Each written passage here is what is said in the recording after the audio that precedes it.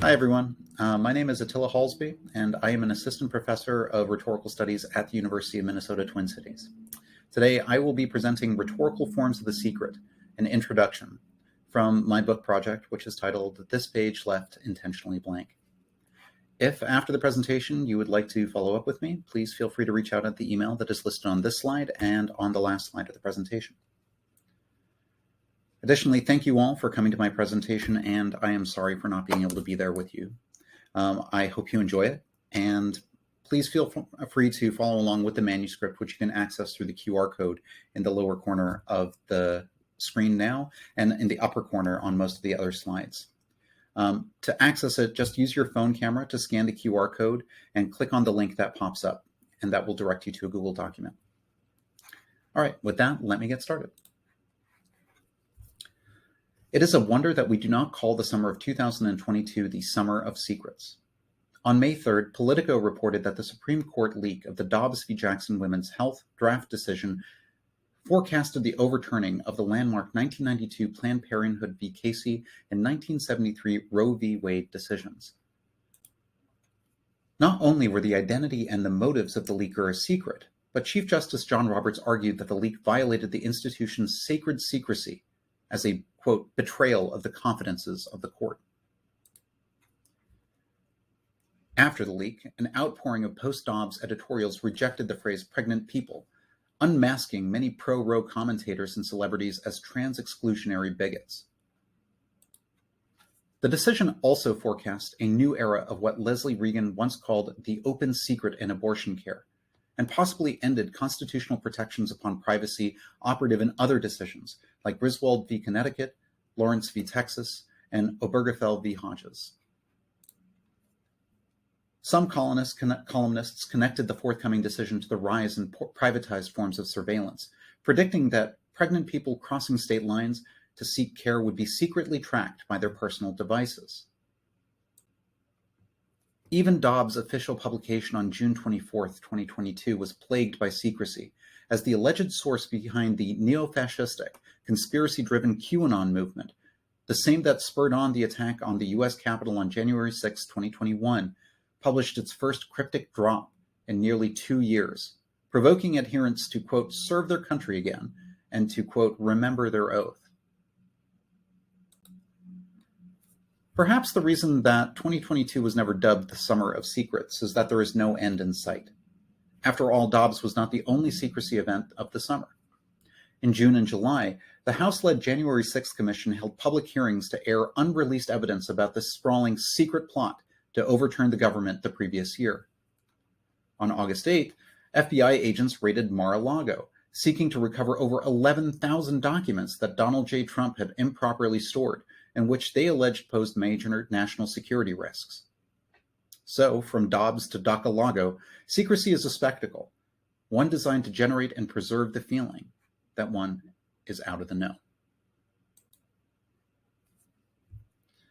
In the 1967 Treatise on Secrets, Guy Debord argues that secrets are the core feature of an immense public spectacle, a complex arrangement of technologies, interests, and representations. As he writes, the society whose modernization has reached the stage of the integrated spectacle is characterized by the combined effect of 5 principal features: incessant technological renewal, integration of state and economy, generalized secrecy, unanswerable lies, and an eternal present. Mediated through policing and public melodrama, this spectacle cultivates optimal conditions for spreading secrets. As Debord asks in the treatise, quote, since the spectacle today is certainly more powerful than it was before, what is it doing with this additional power? What point has it reached that it had not reached previously? What, in short, are its present lines of advance? In the early 21st century, secrets are the common currency of our public spectacle. Often what is presumed secret is, in fact, no secret at all. Television programs and popular fiction conjure fantasies about the national security state's secret extrajudicial actions as a good versus evil narrative, legitimating America's hidden military might in the name of some higher good. As part of the American popular imaginary, secrets also inform beliefs about conspiracy theories, government disinformation, electoral scandals, national security, and international relations. Despite the regular publication of fictionalized secrets and real scandals, secrets are often reported as incomparable to previous historical events or unprecedented. However, as Steve Martineau and Jared Sexton argue, spectacle is a form of camouflage. It does not conceal anything. It simply renders it unrecognizable. One looks at it and does not see it. It appears in disguise. Camouflage is a relationship between the one dissimulating their appearance and the one who is fooled, who looks and cannot see. As Martineau and Sexton explain, the spectacle of white supremacy is one that makes police brutality publicly and endlessly visible, often proving that what is not at stake is a buried secret. When suspected to be deeply hidden, conspiratorially kept, or beyond our field of vision, secrets comprise part of a spectacle that distracts us from the way that violence happens out in the open, in plain sight, or before our eyes. Its trick is to make the violence seem insignificant, unrepresentable, or ignorable, even as we witness it. It means to recognize white supremacy as the core animating feature of a spectacle that, in their words, constitutes the surface of everything in this society.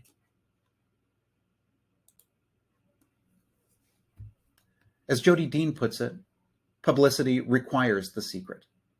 For publicity to realize its aim of revealing everything, there must be something for it to reveal. However, rather than finding fulfillment, the secret organizes a cycle of enjoyment in which the failure to achieve full publicity ends up reproducing the secrecy spectacle. For some, this may all beg the question, what is a secret? As I argue, the secret is a lasting gap in meaning, a construct and a constant whose disclosure, far from diffusing, only recharges the fetish power of the public secret that loves to spend itself in revelation. The secret is what convinces us that the reality that we inhabit is less important than the one that is off stage, buried in subtextual significations and coded discourse.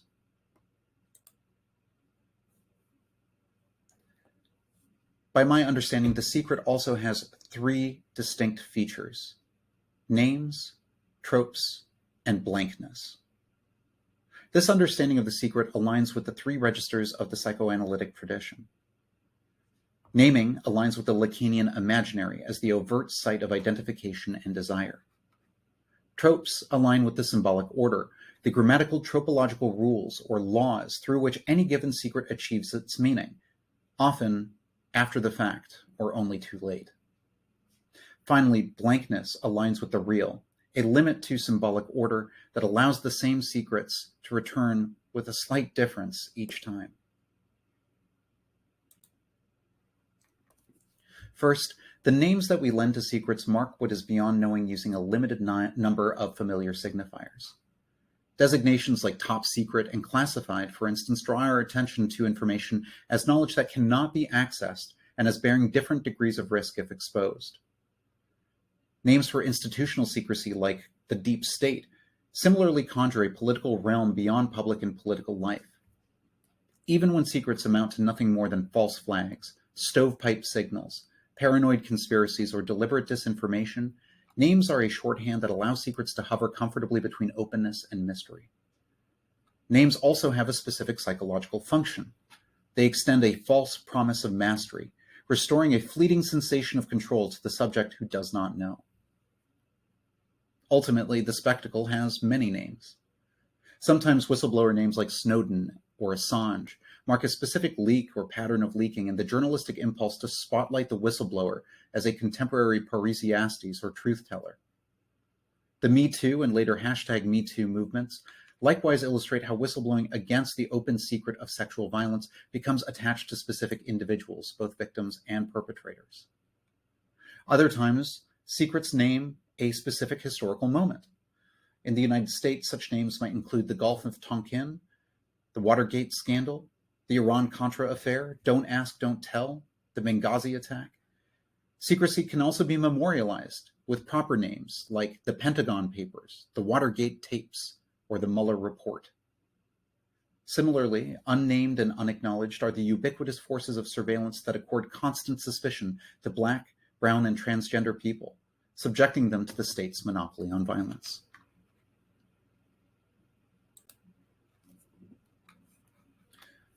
Often, as I have argued, secrets are not deeply hidden, but out in the open, everyday forms. The commonest form of the secret is a paradox or a contradiction. An example is the contradictory instruction communicated in the moment that a secret is spread, to not spread it any further. Knowing these forms takes us beyond mastery, because it allows us to know when we have achieved intimacy with a sharer or to pass unnoticed while under a surveillant gaze. Rhetorically, the form of the secret is trope, and there are many rhetorical tropes that are useful for understanding the symbolic ordering imposed by secrets. One such trope is analepsis, the trope of flashbacks, belatedness, and retroaction. It describes a logic that lends order and coherence to nonsensical or asignifying events which, quote, existed prior to the act of disclosure. One spectacular instance of this kind of retroaction was Maggie Haberman's 2022 retrospective of the Trump presidency in her book Confidence Man, which revealed the secret that the former executive had tried to dispose of documents by flushing them down the toilet. This information threw Trump's complaints from 2019 into sharp relief, in which he had claimed that wasteful Americans were flushing toilets 10 or 15 times, leading to unnecessary water waste amid escalating droughts nationwide. This bizarre accusation was rendered as a secret only belatedly. After Haberman's book, Trump was shown to have engaged in illicit behaviors that he had accused unnamed others of having perpetrated. Confidence Man revealed a secret not because it exposed something that we didn't know, but because, as analepsis, it created a formal continuity out of what had read as nonsense before. Finally, secrets often communicate a suspicious neutrality. The blankness of secrets captures a state of simultaneously being out in the open and ignorable, or unmarked. Secrets blank out histories of racial oppression, gender discrimination, and colonial violence. They favor a neutralizing rhetoric in which history is universal and homogeneous. Their blankness manifests in, for instance, the settlers' move to innocence, the bad faith play of political both-sidism, and transcendentalizing claims about racial purity or sexual objectivity. To be sure, appeals to a blank history or subjectivity have always been imposed upon and addressed to marginalized peoples, whose history, presence, and identity has been purposely erased. These secrets are always double. They are both hegemonically white and invisible, presenting themselves as normal or neutral. This brief introduction is part of a larger project that I have titled "This Page Left Intentionally Blank." The phrase "this page left intentionally blank" often appears on classified documents and inside printed books. When used for classification purposes, the phrase ensures that every page is accounted for and no extraneous material has been added in post hoc. In printed books, the phrase is assurance that the addition of the empty space was not an error. Blank pages are ignorable elements that lend files and bound books a secure and balanced form. But for me, "this page left intentionally blank" is also a concept and a metaphor. Just as we may be unaware of the purpose of blanks to the book's layout, we may be only passively attuned to the presence of secrets until someone reads us in. Thus assembled, "this page left intentionally blank" refers especially to the way that white privilege, patriarchal patronage, and cisgendered hegemony make themselves hidden in plain sight. The book, of which this is a part, gives such secrets a recognizable tropological form, using names, tropes, and blankness to work against the status quo of cultivated inattention. The objective isn't to debunk or to demystify, but instead to take stock of secrecy as an attack on the collective social body, one that is waged under the guise of protecting it. That's all my time. Thank you so much for watching, and if you'd like to get in touch, please do reach out. Take care, and thanks again.